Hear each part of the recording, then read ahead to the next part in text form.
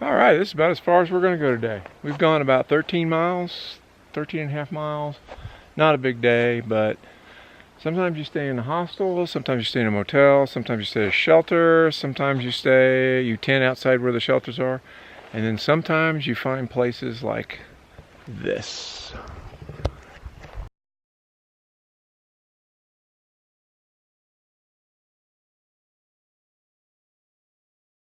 And so we'll get our tent up, we'll get our ramen noodles going, and then we'll lay down and rest our tired dogs. Hopefully the stars will peek through the trees a little bit. I'll get a light show from the stars tonight. Go tell it on the mountain, over the hills and everywhere. Go tell it on the mountain that Jesus Christ is born. While shepherds kept their watching over silent flocks by night, behold, throughout the heavens there shone a holy light. The shepherds feared and trembled when low above the earth rang out the angels' chorus that hailed the Savior's birth. Go tell it on the mountain, over the hills and everywhere. Go tell it on the mountain that Jesus Christ is born. Down in a lonely manger, the humble Christ was born, and God sent us salvation that blessed Christmas morn. So go tell it on the mountain, over the hills and everywhere. Go tell it on the mountain that Jesus Christ is born. Go tell it on the mountain that Jesus Christ is born.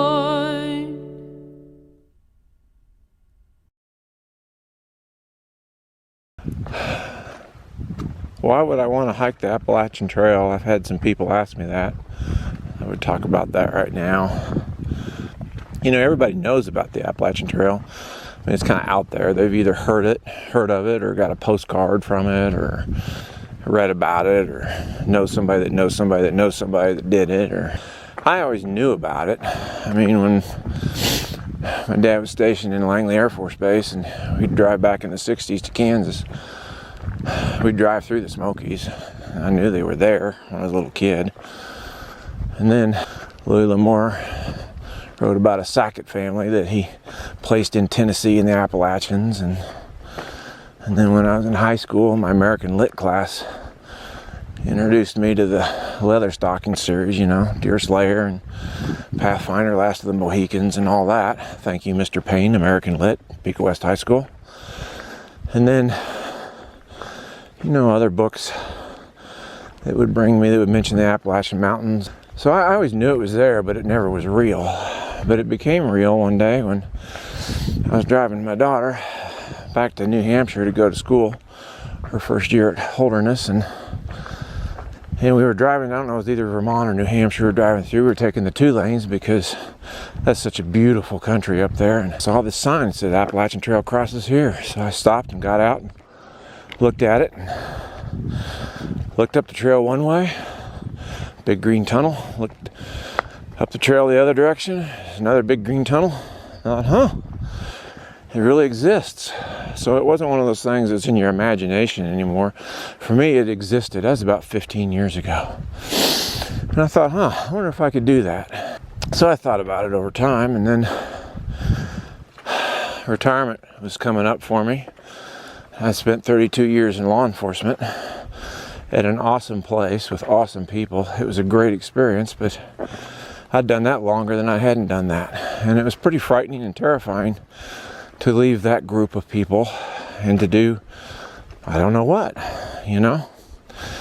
And The bad news is for cops that when they retire, a lot of them within a couple of years have the big one, and that's it for them, you know. So I know I wanted to stay active, and I also knew a lot of them would retire to the easy chair and you know, just kind of fade away into nothingness, and that terrified me. And I also had, you know, some things that I wanted to work out of my system. That kind of a life, 32 years of that life will duty. It makes you cynical and suspicious of people, which is good for the job. I mean, it keeps you alive, makes you a better investigator, but it's not good for making friends or your family. I wanted to do something that was physically hard, that made me suffer, but at the same time developed me and helped put things behind me, forced me into situations where I had to meet people and try to stop being suspicious.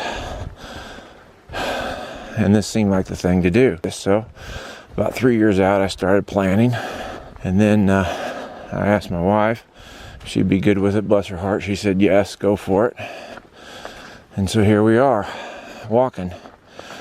And it's not quite what I expected, but it's different, but it's awesome. Not sure what I'm going to find at the end, but I know it's going to be worthwhile. I'm not sure what to expect when I started, but by the end, whatever it is that I find, I think it's going to be a lot better. It's going to shape me. I've already started noticing how it shapes me on some things, and hopefully it'll continue those. The stillness is a healing thing. So that's why we're out here, everybody. And I hope you're enjoying the trip with me. That's enough for me. Talk to you all later. Bye.